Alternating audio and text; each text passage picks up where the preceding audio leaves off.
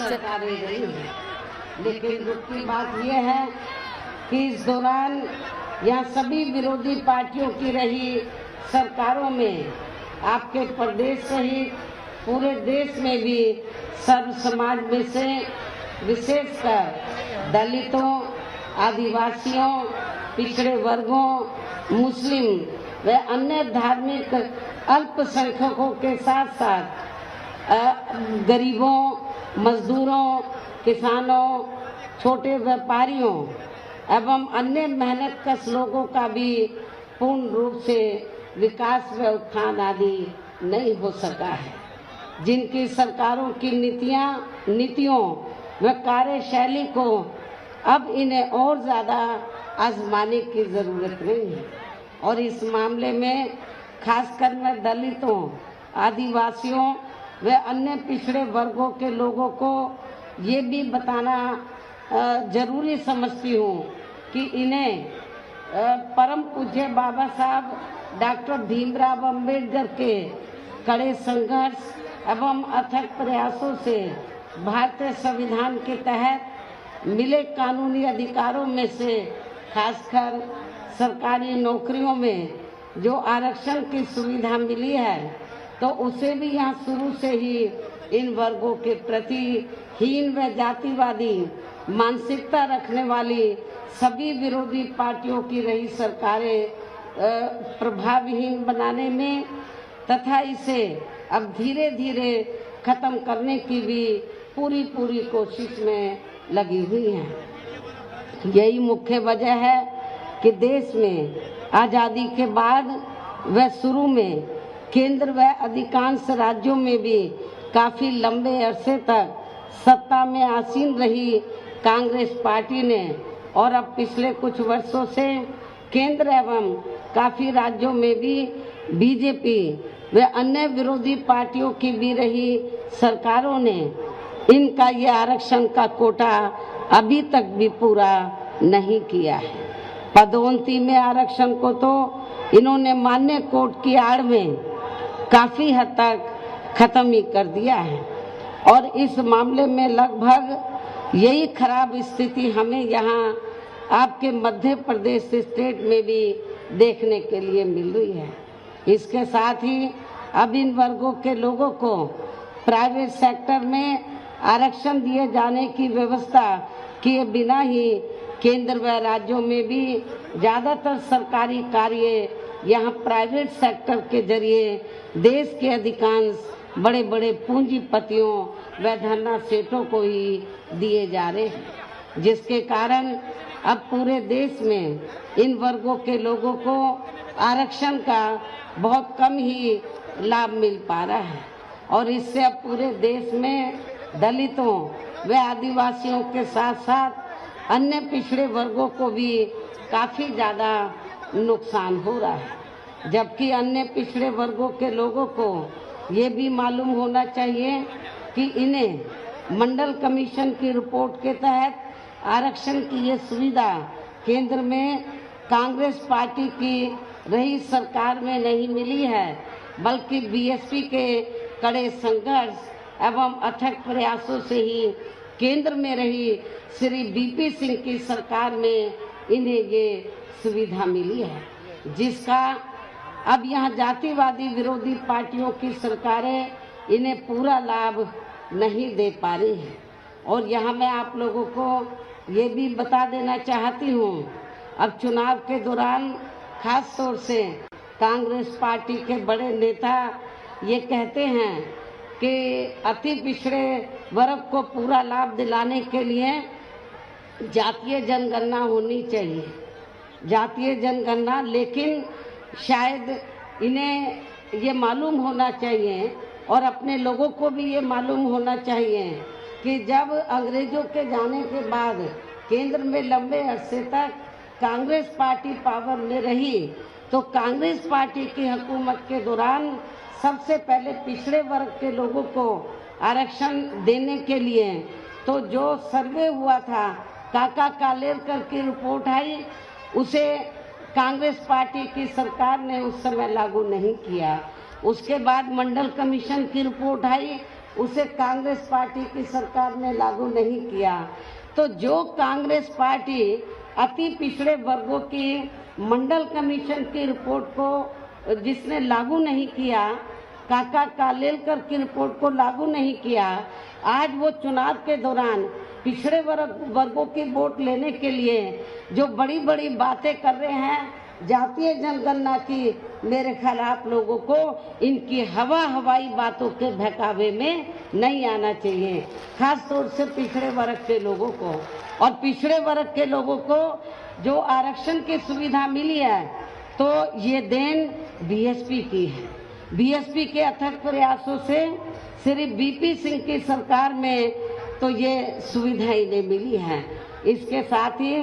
Shri BP Singh की सरकार में इन वर्गों के मसीहा परम पूज्य बाबा साहब डॉक्टर भीमराव अंबेडकर को भी यहाँ भारत रत्न की उपाधि से सम्मानित किया गया, जिसके लिए वो हर प्रकार से पात्र भी थे। यानी कि कांग्रेस पार्टी ने लंबे अरसे तक पावर में रहकर बाबा साहब को भारत रत्न की उपाधि देना उचित नहीं समझा। तो ये बीपी सिंह की सरकार में बीएसपी के अथक प्रयासों से बाबा साहब डॉक्टर अंबेडकर को इस उपाधि से सम्मानित किया गया, जो बहुत पहले ही इनको ये सम्मान मिल जाना चाहिए था, जिसके लिए विशेषकर इतना जो डिले हुआ, तो जिसके लिए विशेषकर कांग्रेस पार्टी प्रमुख तौर से जिम्मेवार व कसूरवार भी है।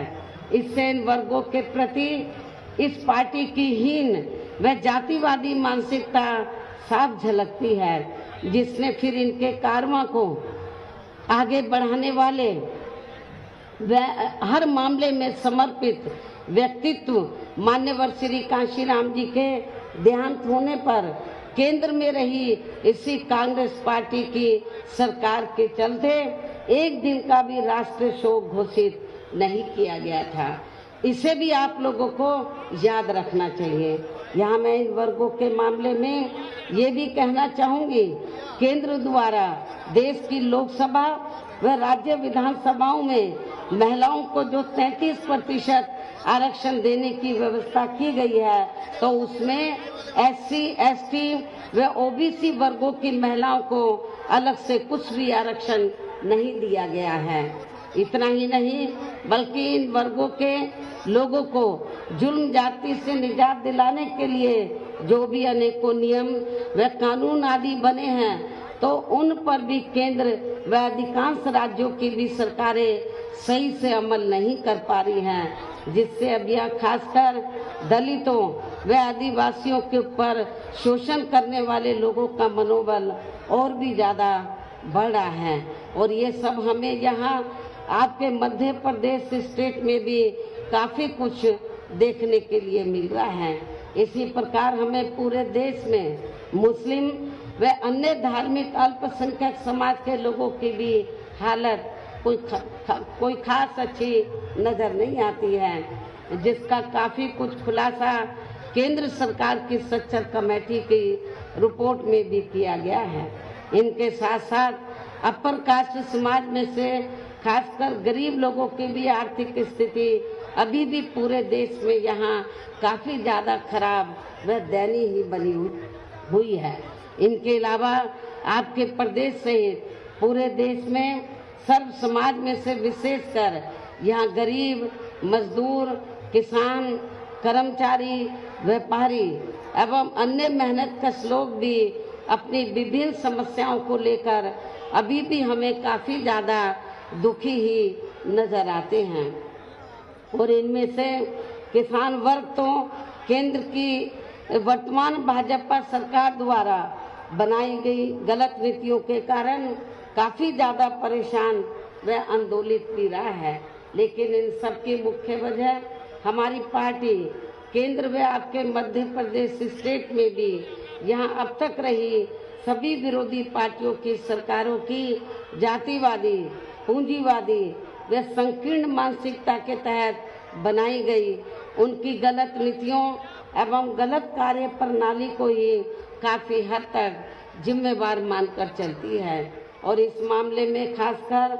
इनकी गलत आर्थिक नीतियों की वजह से ही आए दिन यहाँ पूरे देश में गरीबी, बेरोजगारी व महंगाई आदि भी काफ़ी ज़्यादा बढ़ रही है। हालांकि इस मामले में शुरू से ही हमारी पार्टी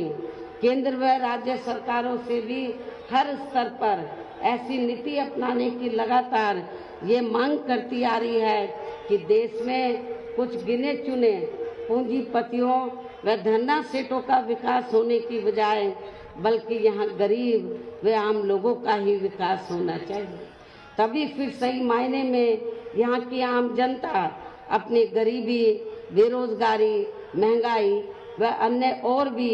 समस्याओं से काफ़ी हद तक निजात पा सकती है। इसके साथ साथ अब अपने देश में भ्रष्टाचार भी हर स्तर पर काफ़ी ज़्यादा बढ़ा है, जिससे आपका खुद का अपना मध्य प्रदेश स्टेट भी अछूता नहीं रहा है। और इन सब के लिए हमारी पार्टी आज़ादी के बाद से लेकर अभी तक केंद्र व देश के अधिकांश राज्यों में तथा आपके खुद के अपने मध्य प्रदेश स्टेट में भी ज़्यादातर सत्ता यहाँ गलत पार्टियों में से खासकर कांग्रेस, बीजेपी व इनकी सहयोगी पार्टियों के हाथों में ही आने को मानकर चलती है। और इन सभी विरोधी पार्टियों को हमारी पार्टी इसलिए भी जिम्मेवार मानकर चलती है क्योंकि आज़ादी के बाद से लेकर अभी तक लगभग ये सभी विरोधी पार्टियां केंद्र व देश के अधिकांश राज्यों में भी ज़्यादातर यहाँ बड़े बड़े पूंजीपतियों व धन्ना सेठों की ही आर्थिक मदद से सत्ता में आती रही हैं। और सत्ता में आ जाने के बाद फिर ये पार्टियां अधिकतर मामलों में अपनी आर्थिक एवं अन्य सभी नीतियां यहाँ आम जनता की समस्याओं को दूर करने के हिसाब से तैयार नहीं करती हैं, बल्कि देश के उन बड़े बड़े पूंजीपतियों व धन्ना सेठों को फायदा पहुंचाने के हिसाब से अपनी अधिकांश नीतियां तैयार करती हैं, जिनके धन व बल से चुनाव लड़कर ज़्यादातर ये पार्टियां केंद्र व आपके राज्य सहित देश के अन्य राज्यों में भी अभी तक यह सत्ता में आती रही हैं, जिसके कारण अब पूरे देश में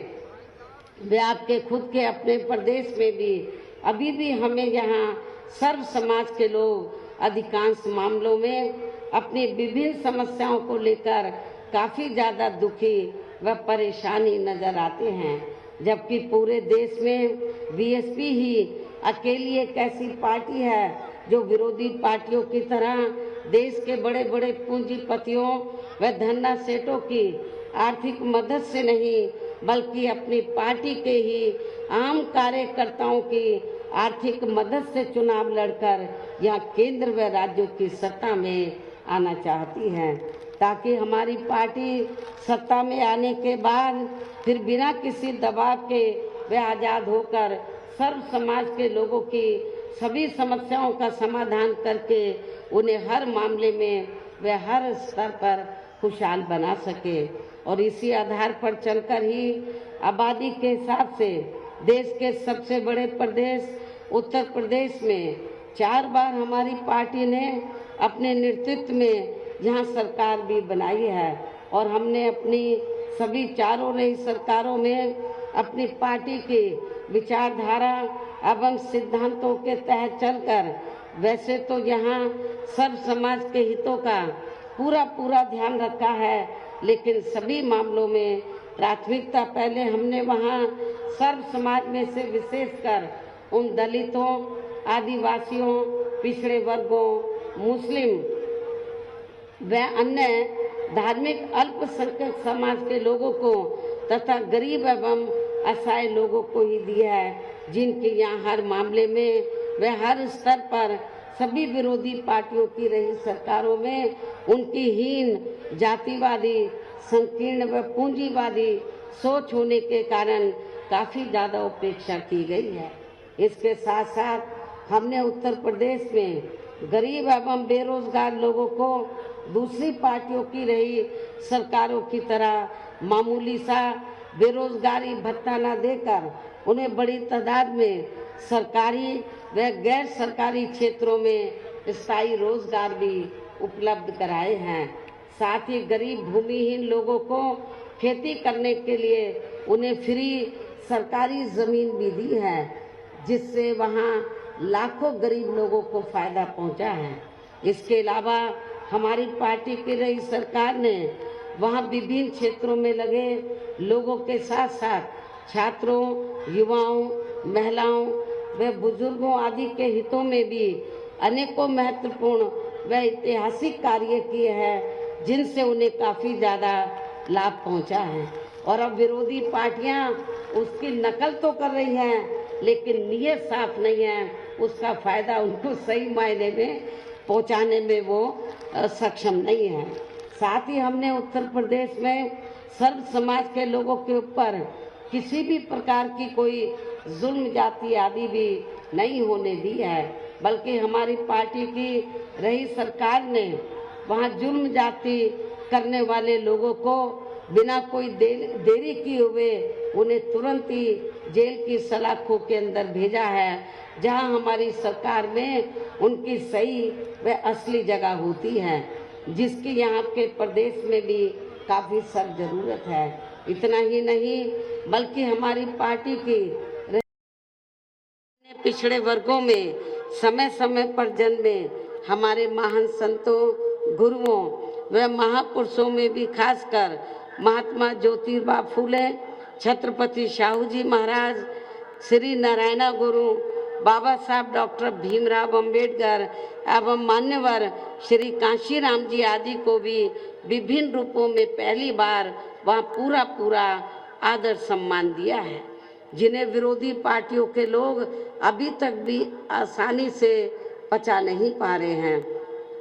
इस प्रकार से उत्तर प्रदेश में हमारी पार्टी ने अपने सभी चारों रहे शासनकाल के दौरान व हर मामले में व हर स्तर पर सर्व समाज के लोगों को काफ़ी बेहतरीन सरकार दी है। और यदि आप लोग भी यहाँ अपने मध्य प्रदेश स्टेट में आम जनहित के व खासकर कमज़ोर एवं उपेक्षित वर्गों के हितों में ऐसे ही कार्य करना चाहते हैं, तो ऐसे ही आप लोग कार्य करना चाहते हैं। इसके साथ ही आपके प्रदेश की जनहित से जुड़ी जो भी यहाँ स्थानीय समस्याएं हैं, तो उन्हें भी दूर करना चाहते हैं, तो फिर आप लोगों को भी उत्तर प्रदेश की तरह ही यहाँ अपने मध्य प्रदेश स्टेट में भी अपनी पार्टी को हर मामले में मजबूत बना के यहाँ अपनी खुद की सर्वजन हिताय व सर्वजन सुखाय की नीतियों पर आधारित सरकार बनानी होगी, जिसके लिए अब आप लोगों को यहाँ अपने मध्य प्रदेश स्टेट में इस समय विधानसभा के लिए हो रहे आम चुनाव में अपनी पार्टी का बेहतर रिजल्ट लाना होगा। और इसके लिए आप लोगों को वोट पड़ने तक यहाँ सत्ताधारी पार्टी व अन्य सभी विरोधी पार्टियों के साम दाम दंड भेद आदि हथकंडों से भी जरूर सावधान रहना है। और इस मामले में खासकर आप लोगों को विरोधी पार्टियों के जारी किए गए उनके हवाई व प्रलोभन भरे चुनावी घोषणा पत्रों आदि के बहकावे में तो कतई भी नहीं आना है, जिन्हें ये पार्टियां सत्ता में आने के बाद अधिकांश अमल में नहीं लाती हैं, जिस पर से अब जनता का काफ़ी हद तक विश्वास ही उठ गया है। इसलिए हमारी पार्टी किसी भी चुनाव में अपना कोई भी चुनावी घोषणा पत्र आदि जारी नहीं करती है। वैसे भी हमारी पार्टी कहने में बहुत कम बल्कि कार्य करके दिखाने में ही ज़्यादा विश्वास रखती है, अर्थात जो कहती है तो उसे करके भी दिखाती है। और ये सब हमने उत्तर प्रदेश में करके भी दिखाया है। और अब मेरा यही कहना है कि आप लोगों को अपने खुद के व अपने मध्य प्रदेश स्टेट के भी हित में यहाँ अपनी पार्टी बीएसपी की ही सरकार बनाना बहुत ज़रूरी है। तभी फिर यहाँ आपके प्रदेश में परम पूज्य बाबा साहब डॉक्टर भीमराव अंबेडकर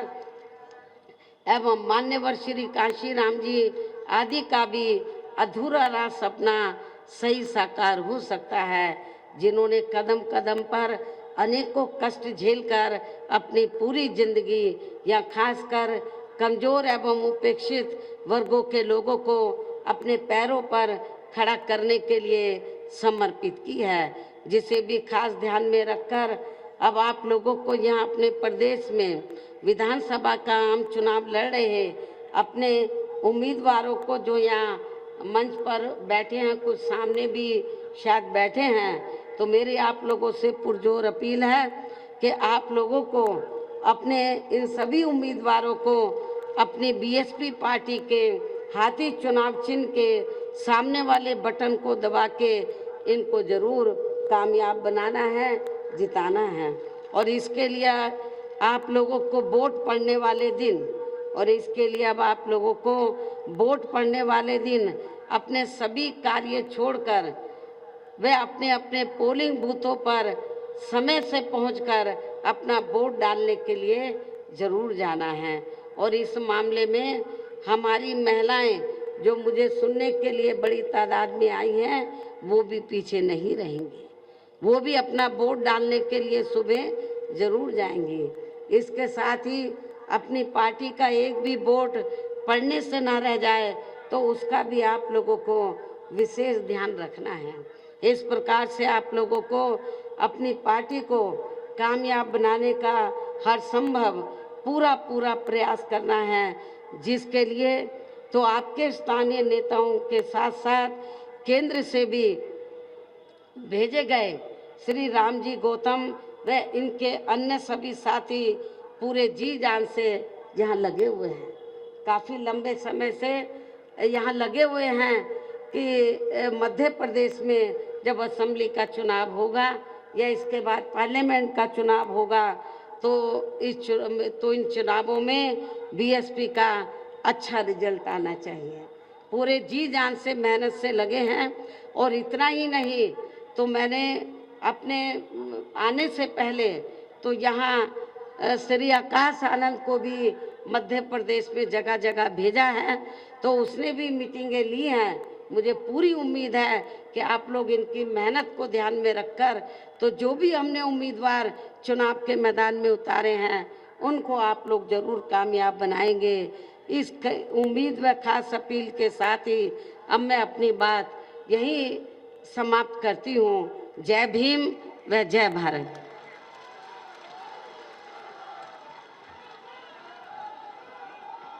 आप सुन रहे थे जिन्होंने कई बड़े मुद्दे उठाए। विरोधी पार्टियों की बात नहीं सुननी है। बसपा सुप्रीमो मायावती ने साफ तौर पर कहा कांग्रेस लंबे समय तक पावर में रही। मायावती ये भी कहते हुए नजर आई सत्ता में रहते कांग्रेस ने कुछ भी नहीं किया, कांग्रेस सबसे बड़ी जिम्मेदार है। चुनावी साल में झूठे वादे कांग्रेस की ओर से किए जा रहे हैं। विपक्ष की मानसिकता दलित विरोधी है, केंद्र सरकार की नीतियां दलित विरोधी हैं, ये भी कहते हुए मायावती नजर आई। तो बीएसपी सुप्रीमो मायावती का बीजेपी कांग्रेस पर वार, आरक्षण पर विरोधी पार्टियां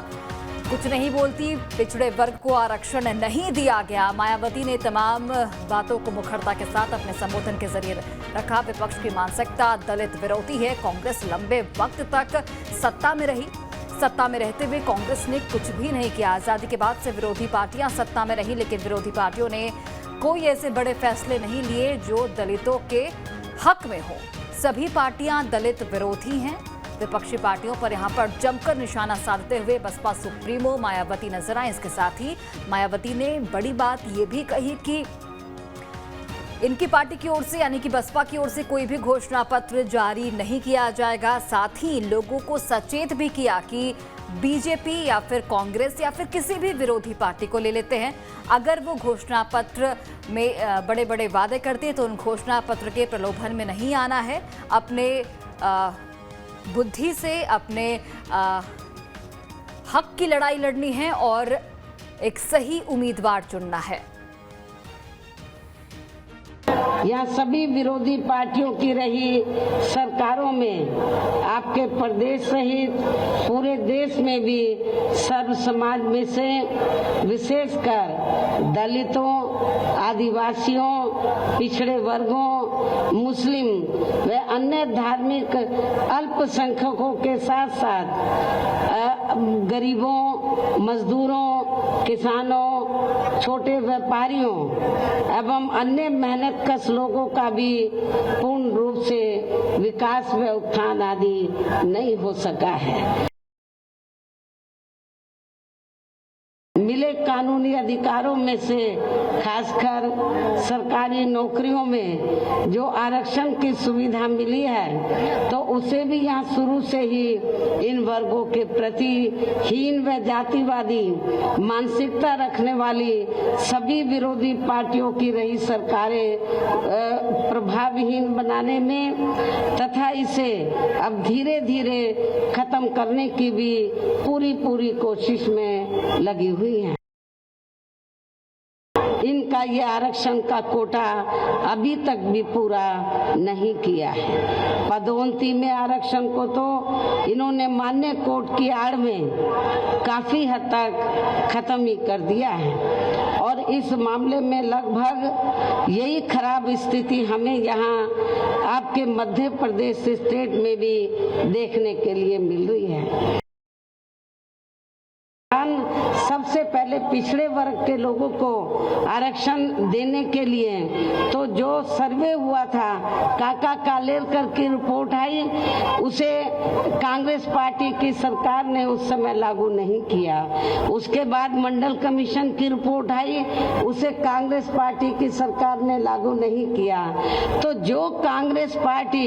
अति पिछड़े वर्गों की मंडल कमीशन की रिपोर्ट को जिसने लागू नहीं किया,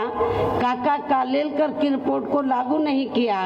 आज वो चुनाव के दौरान पिछड़े वर्गों की वोट लेने के लिए जो बड़ी बड़ी बातें कर रहे हैं जातीय जनगणना की, मेरे ख्याल आप लोगों को इनकी हवाई बातों के बहकावे में नहीं आना चाहिए, खास तौर से पिछड़े वर्ग के लोगों को।